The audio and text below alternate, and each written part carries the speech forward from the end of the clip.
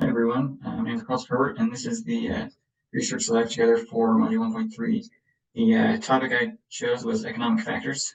So I looked at the area of Los Angeles, and then specifically kind of the Boyle Heights area, which seemed to be the area near our project site to look at.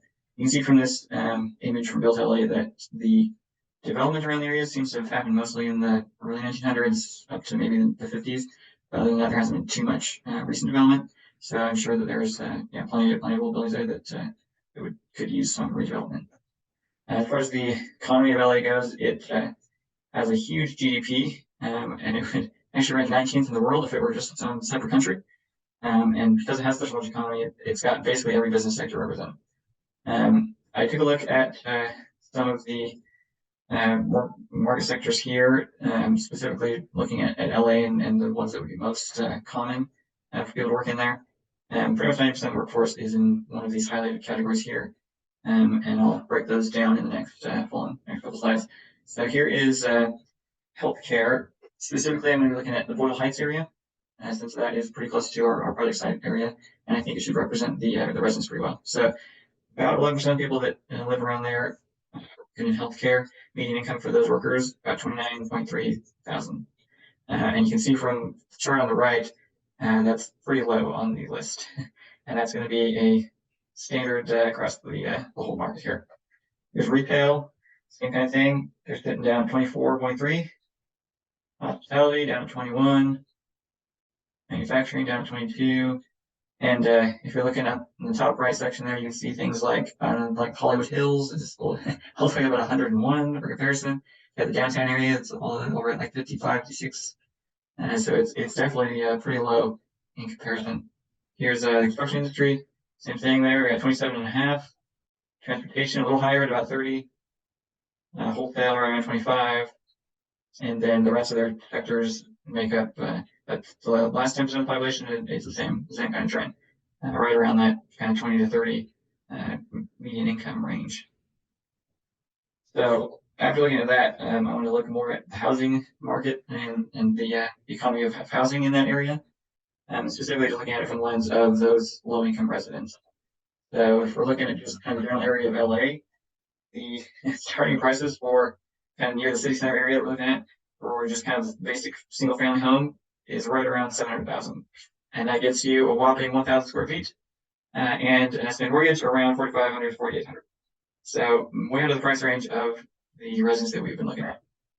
If we're looking just at the project site specifically, there are 3 current listings for homes on the area. Only one of them is actually a single family home. The others are rental properties with several units in them.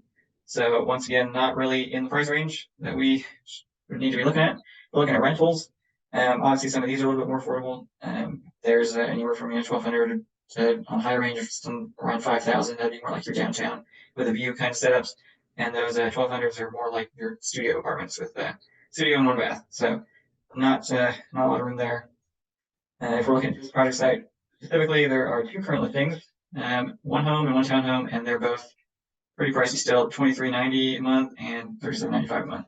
And that's still not a ton of room, more than obviously your studio apartment setup, but only 2 options for you there currently in our site area.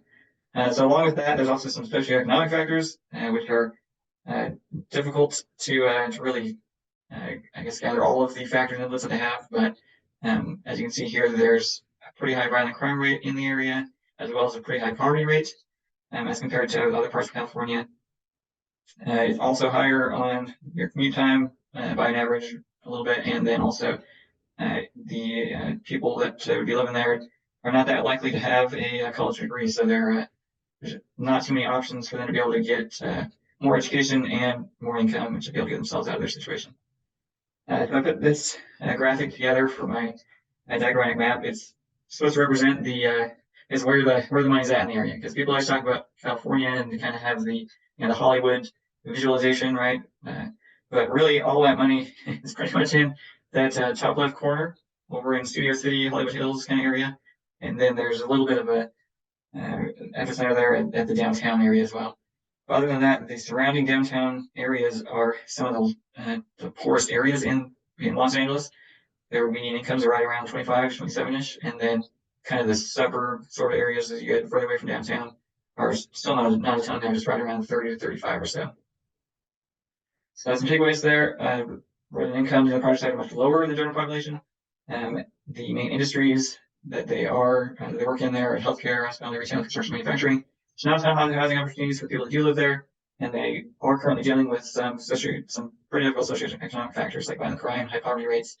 Also, this project is already very built out, so there's not a lot of room for new builds. It'll have to be kind of redevelopment going on there. Some recommendations. When we're working through the project redevelopment, we should look at being able to make units for people in that 22 to 30K median income range, with household incomes probably no greater than 60.